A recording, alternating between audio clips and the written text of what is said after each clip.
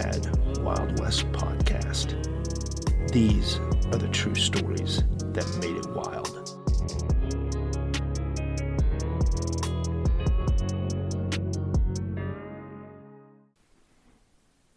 Welcome back to episode 2, the Mad Wild West. All right, so the 60s and 70s were the age of free love. Oh, wait a second. Hold on. I'm looking at the wrong. Let me back up a little bit. Sorry. 60s and 70s. I was looking at the wrong 60s and 70s. 1860s and 70s. That was more like bloodshed and melee.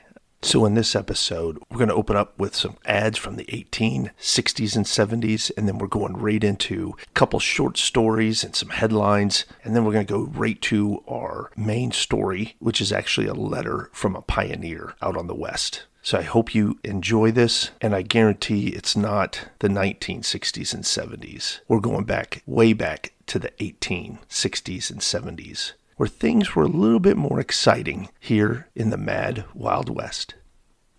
All right, today's headlines is from October 21st, 1871, the Eureka Daily Sentinel. Gold and silver-bearing quartz have been discovered on the South Fork of the Sequoia River by the surveying party of the Northern Pacific Railroad, 50 miles east of this place. The quartz is rich in gold and silver. There is great excitement here. Another headline from 1871, San Diego. Earlier this morning, a brutal murder was committed. Sometime since Charles Wilson S. Fenwick had trouble owing to an intimacy on the part of Fenwick with Wilson's wife. Wilson declared his intentions to shoot Fenwick. This morning, Fenwick went where Wilson was working and without warning and commenced shooting with a 6-shooter at Wilson. 4 shots took effect. Fenwick drew a derringer, placed it at Wilson's head, and fired, killing him instantly. 1871, October 19th, from Elko, Nevada. During high wind today, fire broke out at Henley's building, Elko House, Ward's Furniture Store, Waldron's Law Office, Kingsbury's Saloon, Wilson's Saloon and Ice Depot, Phillips' Blacksmith Shop and Dwelling, J.B. Hanley's Law Office, Haynes' Saloon, Dr. McDiggan's office, Western's office, Mark and Strataberg's dwelling, Rimbart's dwelling, Biscoe's Saloon, Elkway Brewery, John's Cigar Store, and a barber shop, Yates' Boot Store, Delson's Restaurant, Alexander's Dry Goods and Clothing Store were all consumed. The loss is estimated at over $50,000. From Eureka, California, again, 1871. Quiet. We have not been able to record a single fight, cutting, or shooting affray of any description for 2 days, and we are somewhat at a loss to know what it means. However, payday will soon come around again, and the boys will then make up for lost time. That's actually printed in the paper, the Eureka Daily Sentinel, October 21st, 1871. Tells you how crazy and how mad the Wild West really was. Here's a few other of headlines that were going around in the world in March of 1869. General Gutierrez, the chief of a large band of robbers, was kidnapped at Durango and delivered over to authorities of the state. He offered to bribe his guards with $64,000, but unsuccessfully. It is said that Grant did not resign his office as General of the Army, as he considered the office expired on his inauguration as President. In reply to a committee of Republican representatives from the southern states, Grant said that there would be a change of military commanders throughout. In reply to a question whether Sheridan would be sent to New Orleans, he said, "Not now." Owing to the condition of the Indian affairs on the frontier, he had ordered him to pursue the Indians. A Denver Dispatch of March 3rd says, "We have it from a perfectly reliable source that Wells Fargo and Company mail contractors will shorten their line to Cheyenne, transferring it to the route of the Pacific and Denver Railroad as soon as the road reaches Platte Crossing. When the railroad reaches Denver, they will stock a daily line to Santa Fe, Albuquerque, and El Paso, with a freight line to Elizabethtown, Tucson, and other points." The U.S. branch mint in Denver turned out in January and February 140 bars of gold valued at $98,164 and 30 bars of silver valued at $9,611, an increase of nearly 50% over the business of the last year for the same period. Okay, again, 1869. This is out of a Tucson newspaper. A very singular phenomenon, and one that has attracted great attention and elicited general inquiry, occurred in this county on Friday, February 5th. In this locality, the day was fair, and no indications of a storm were discernible. The people residing in the western part of the county, however, noticed that about noon a dense, particular-looking cloud was hanging over Bald Hills, about the head of Roaring River. At about 3 o'clock, the residents of Bald Hills, Roaring River, Janes Village, and Eagle Creek were startled by an explosion so terrifically loud that it created general confusion and fear on the part of some that the hour of final account had indeed arrived. In several localities in the immediate vicinity of Bald Hills, the earth was felt to tremble and vibrate for several seconds after the explosion, leading some to suppose that an earthquake had taken place.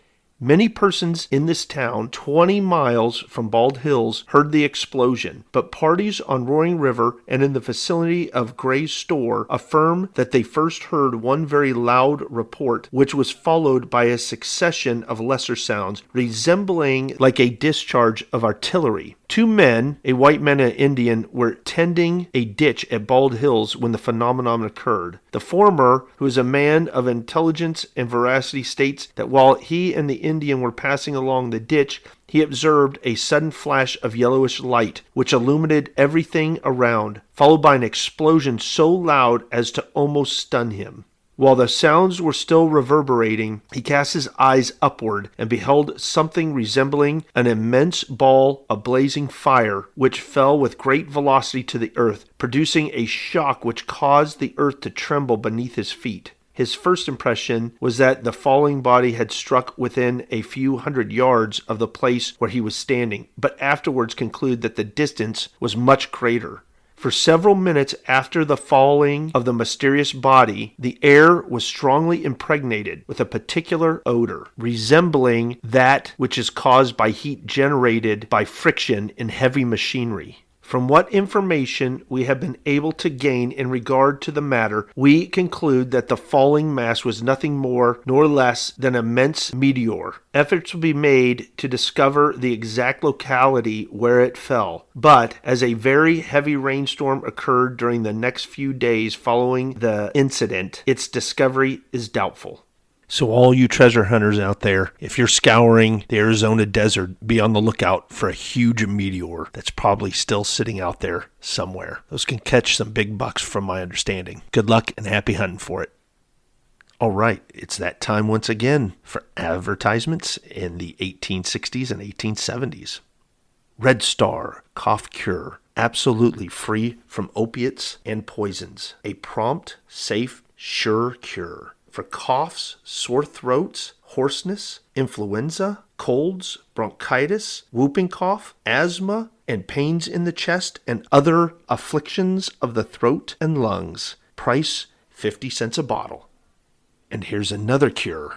Hostetter's Stomach Bitters. The finest tonic for nervous people is Hostetter's Stomach Bitters, which ensures perfect digestion and the active performance of their functions by the liver and bowels. The nerves grow stronger and more tranquil, headaches cease, and that nameless anxiety gives way to cheerfulness. It will go and establish you on a healthy foundation. For sale by all druggists and dealers. Here's another great cure-all. The oldest medicine in the world is Dr. Isaac Thompson's celebrated eye water. This carefully prepared physician's prescription has been in constant use for nearly a century, and notwithstanding the many other preparations that have been introduced into that market, the sale of this item is constantly increasing. If the directions are carried out, it will never fail. We particularly invite the attention of physicians to its merit.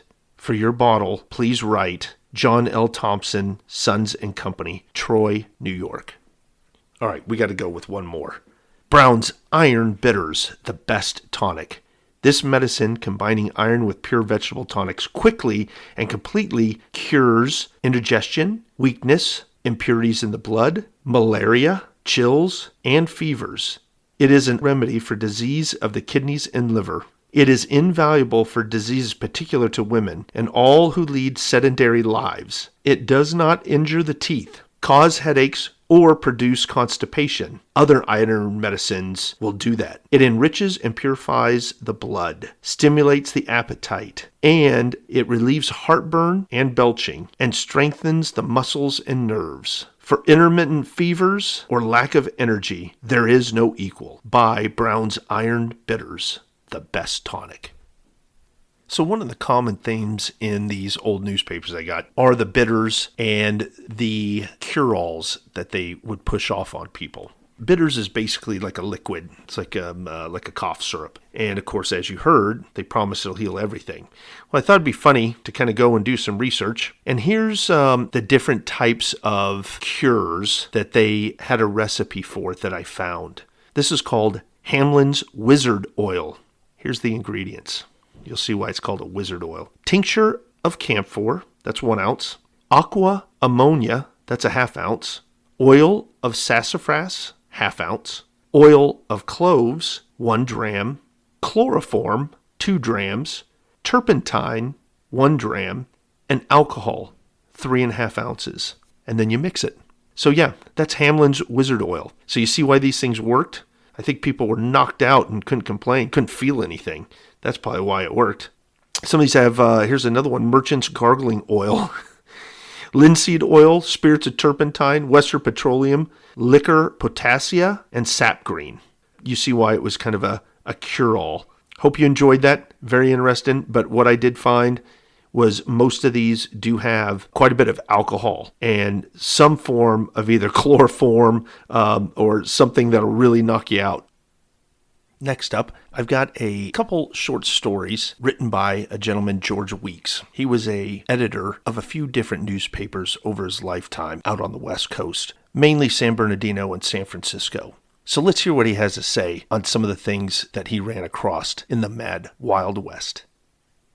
Okay, so this first story is about 1870s, and it is in San Bernardino, where he was one of the journalists. So it says, I was standing in the front door of the office one evening after the paper had been issued and distributed, and all hands had left. I noticed 2 men who I knew walking side by side, talking peacefully to all appearances. But when about a dozen feet from where I was standing, one of them dropped a pace behind the other, raised his hand, placed a Colt 44 at the back of his unsuspecting companion's head, and pulled the trigger so quickly that there was no opportunity to utter a word of warning. I thought he might at least have done this in the time for the day's edition, and that it was quite inconsiderate to shoot his victim without giving the newspaper a fair chance for an early report. Now the morning paper would have the scoop on us. Oh, by the way, the murderer was sentenced to 10 years in prison for the crime. He was a saloon keeper with a lot of political pull. Oh man, how would you like that? That is crazy. That's quite an argument. Here's another one from San Bernardino. One evening, I went home from my office. I found all the children in the neighborhood, my own included, playing about a bonfire, which they were feeding with something or other that sent up a shower of bright sparks as it was consumed. Something about the spectacle attracted my attention, and I sauntered over to investigate. There was a sudden stampede of children in response to a sharp yelling from me, while I gathered up the remaining sticks of dynamite that had not yet been consumed and put them in a safe place. Some of the boys had broken open a store shed at the point where the road was being blasted through a ledge of rock and had been enjoying themselves hugely by burning the stuff a stick at a time. Luckily, no one had taken the notion to throw stones into the fire with the dynamite, else there would have been a whole lot of funerals in that vicinity. Okay, since I'm recording this in October 2020, right in the middle of the heated presidential debates, I thought we'd take a look at some of Western frontier politics and how things were handled then. Luckily, things have changed a little bit, but let me read this to you again from George Weeks.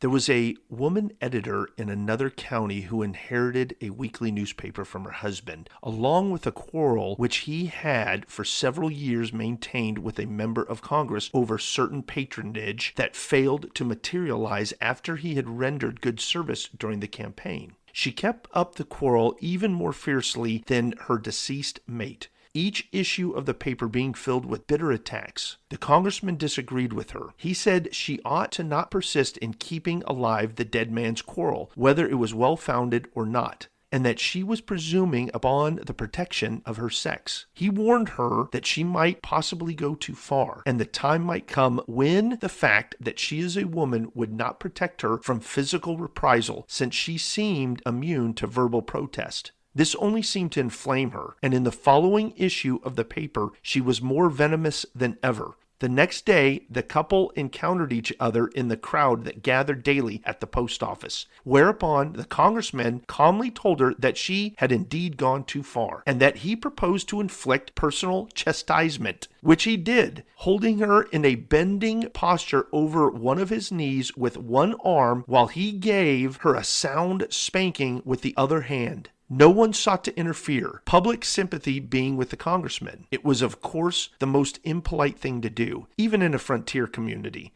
But really, the aggravation was too great. The subject of the spanking could not withstand the jeers and the laughter of her fellow citizens. She soon sold her paper for a song to the first comer and left the town forever. Today's main story is actually a letter. It is from S.C. Miller. And basically, he's writing his niece. And she actually written him and was interested in his time out west when he was a young man and basically growing up and still living there as an old man, coming out to the Mad Wild West. So let's read this letter that he had written. The letter is dated February 21st, 1900. Dear cousin, glad indeed to hear from you. I'm 81. We are all coming to that old age. You wanted me to tell you something of my life since I left Peoria County, Illinois. I forget some, but I can tell you all you will care to hear. Brother Jacob and I left home April 4th, 1859 for the gold mines at Pikes Peak. Your father and others started with us.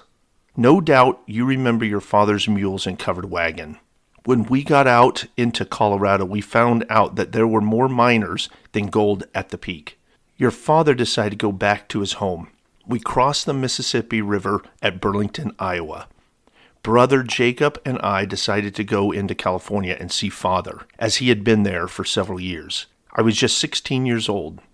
We went from Burlington to Council Bluffs. These were the first large rivers I had ever seen. Then on to Platte River at Fort Kearny. Here we met thousands of gold hunters who had been to Pikes Peak. On their wagons was printed Pikes Peak or Bust, and now they were going home.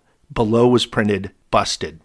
We arrived in California in the fall at the Big Trees in Calaveras County. I had never seen such trees. This was the 12th of September, 1859, that I had reached California. In the spring of 1861, we went to Virginia City, Nevada. In the spring of 1861, left Nevada for Arizona. My father came from Oregon, where my sister Catherine Barnett lived and accompanied us. We reached the San Francisco Mountains in Arizona. That's basically Flagstaff area.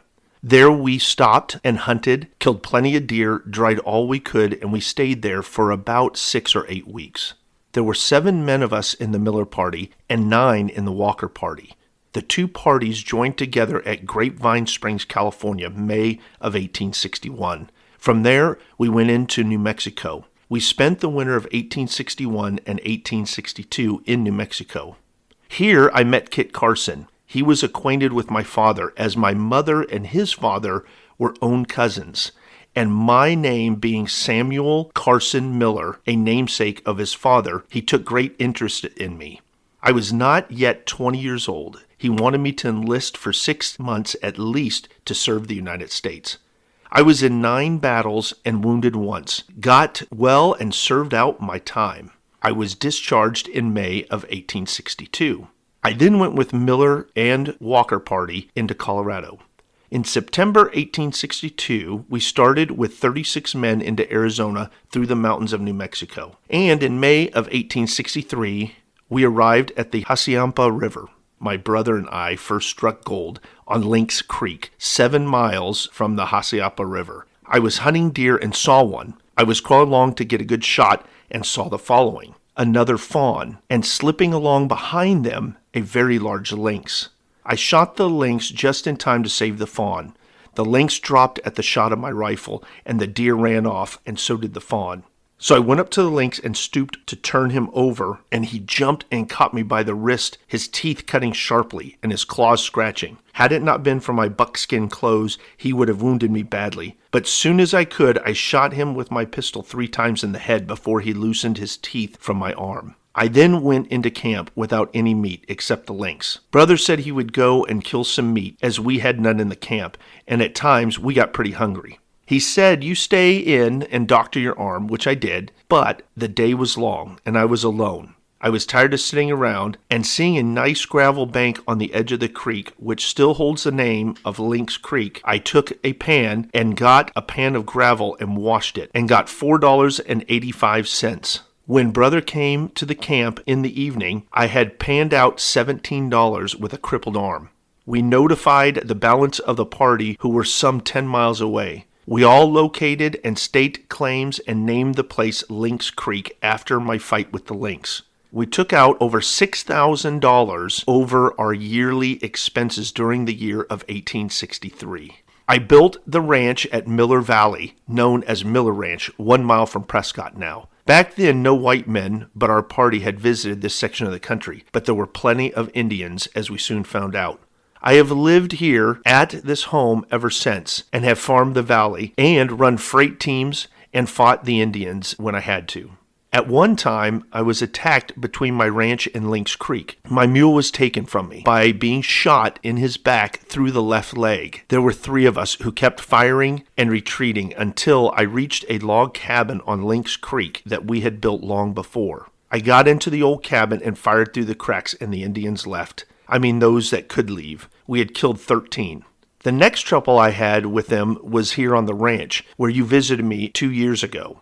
The Indians had been shooting from the rocks at me, and even at the house. Every time one would get inside of me, he would shoot, so I thought to be ready for them when night came. There was no telling what the villains would attempt. So I took my mule into the house and saddled it well, fastened securely all I intended to take with me, and I intended to leave for Lynx Creek, where my brother and some of the other men were. The Indians came before I got started and set fire to my house. I got on my mule, lifted the door latch, and rode out, putting the spurs into the flanks of my beast, shooting with both hands as I rode swiftly away. It was near 9 miles to our house on Lynx Creek, the nearest place of a living person. And when I got there, the boys were all asleep. I tied my mule that was completely run down, spread down my blanket, and went to sleep. The next morning, one of the boys said, "Sam, you must have been in an Indian fight." I said yes, and told them my trouble. And they pulled 13 arrows from my coat, which was tied behind my saddle. I have been in very many Indian fights. I was captain of a company for 4 years here, organized to keep them off the settlers. My brother and I ran freight teams from 1865 until the present time, from Los Angeles, California to Wickenburg, Arizona. At times, we had 22 teams, 12 mules to a team, with 2 wagons to each of them. We loaded from 16 to 25,000 pounds to a team. We received from 15 to 25 cents per pound of freight for a distance of 640 miles. I contracted with the government, doing all the freighting, transporting of soldiers from one place to another, sometimes taking them to New Mexico. I moved 1 regiment at a time. At one time, my train of teams was attacked by Indians. They followed us, kept up the fighting for 3 days. We kept them from our teams by care and hard work. At last, the chief of the tribe called my men. He wanted to make a treaty and said he would meet the little captain, that was me, Sam Miller, out on a nice, level, grassy place, about 300 yards from the wagons. So we held a council talk and we concluded that I should meet him. We were to have no guns or bows and arrows.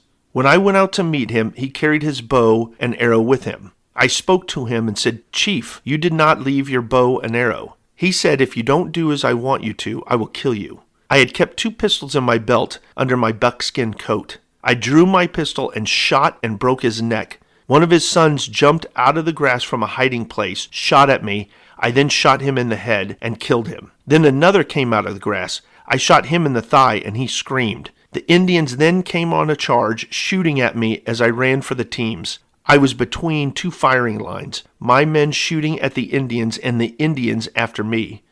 The wife of our judge here at Prescott was in the whole fight. The governor's wife was with the same family. They were on the route from California. Her parents were also with us. My brother and myself, the remainder of our party, were my teamsters, cook, and stage driver. We had a covered rig along so their ladies would have been able to be better cared for. My sister Hetty and her husband, Nicholson, and his son Leslie, Uncle Henry's son Charlie, Brother Jacob's 3 children, they all came from California. And with me, my brother Jacob and my teams. They left Illinois just in time to meet the teams. Do you not remember when you came to California in 1876? I wrote you if you wish to come to Arizona, it would be no cost to you. The capital of Arizona was first established at Prescott. Then I moved the books, records, and all that they wanted, and I took them with my teams to Tucson. The capital was changed again to Prescott. Then I hauled it over to Phoenix, making 3 times that I helped move the seat of government. I was a member of the 14th legislature of Arizona. I have buried my father here in Prescott in 1877, my brother Jacob in the same cemetery in 1899, Sister Catherine Barnett lies in Oregon, Tom, my youngest brother, at Phoenix, Sister Sally Ann Irwin at Head of Elms, Texas, Mother and Hetty at Princeville, Illinois, Sister Mary in Chicago. Only 3 of a large family are left. Logan at DeWitt, Nebraska, Cole at Beatrice, Nebraska, and myself. When I was 20 years old, I could outride, outrun, outshoot any man I ever saw. While I was in New Mexico, I was employed by the government to carry mail. My route was from Santa Fe to the mining country, a distance of about 200 miles. I made the trip once in 2 weeks on my mule, which was an extra good one. He could scent an Indian a long way off. He would snort, look about as if to start to run at the slightest indication of Indians. My mail route lay through Indian country. I started from the mining camps to Santa Fe. I had gone over the greater part of my journey and was in good spirits. The miners had been very successful and wanted me to take near $300 for them to the fort at Santa Fe. I put the gold into the saddlebags and fastened them to the saddle. It was near 3 o'clock in the afternoon. I passed a stream of water. After I'd crossed, I decided to get off and get a drink. There was only a path or trail. The grass was near knee-high. I dismounted, holding my mule by the bridle. When the mule gave a sudden jerk, throwing me to the ground, the bridle was wrenched from my hand, the mule galloping away at full speed. But fortunately for me, he went in the direction of Santa Fe. Santa Fe was, as near as I could tell, about 60 miles away. I knew what the matter was. He had scented Indians. They might be some distance, and they might never find me. Then they might only be a few yards away. They were likely to be on foot. I did not hunt Indians, but started as fast as I could to run after the mule. Not that I thought I would be able to catch him, but that was the way home. My coat, my rifle, which was a Winchester that I could kill an Indian with at a distance of 100 yards, was on that mule. I ran after it. There was one thing for sure, the mule knew the way to Santa Fe. I did too. I too was sure that no one could catch the mule, but I feared that straggling Indians would see the gun on the mule and would shoot him. I had gone about 2 miles when I heard yells of the Indians on my track. I looked, they were not in sight. I then looked in every direction, wondering if I had better leave the trail. To the east I saw 2 Indians coming toward me on horseback. I dropped in the grass and was quite sure they did not see me. As soon as they were near enough, I shot one in the head, and he fell from the horse. I shot the other Indian, also his horse. I mounted the other horse. He was well blanketed. I wasted no time. I took a fine scalping knife from the Indian's belt. I don't think from the time of my first shot that had been over 15 minutes. I put my spur into the horse's side, rode as fast as possible. I felt that I was liable to be out all night, and I was quite anxious to see that mule. I did not see nor hear anything more of the band of Indians. I made good time. The horse was a Mexican Mustang. I did not care how soon he died, if he only held out till I reached the fort. I kept on the lookout for that mule, thinking he might be run down and might stop to eat. Dark had reached me, but there was beautiful moonlight. About 30 yards off, I saw something. As I approached closer, I saw it was a mule. I rode slowly, knowing if I had made at least a little noise, he would start. I leveled my revolver, shot him 3 times, fearing I'd miss him. He fell. This was one of the meanest things I ever did in my life. I never hated to do anything so badly. There was on the mule my gun, coat, mail bags containing the money. I got them all, took the saddle and bridle from the mule. The bridle cost me $20. I arrived at Santa Fe at 2 o'clock in the morning, slept the rest of the night, was ready for breakfast the next morning. The horse died the next day. What a letter. Wow. Imagine living a life like that. That definitely is some crazy, mad, Wild West stories. I hope you enjoyed it. I hope you enjoyed this week's episode and the crazy stories. And until the next episode, keep your horses tied up. Thanks for listening.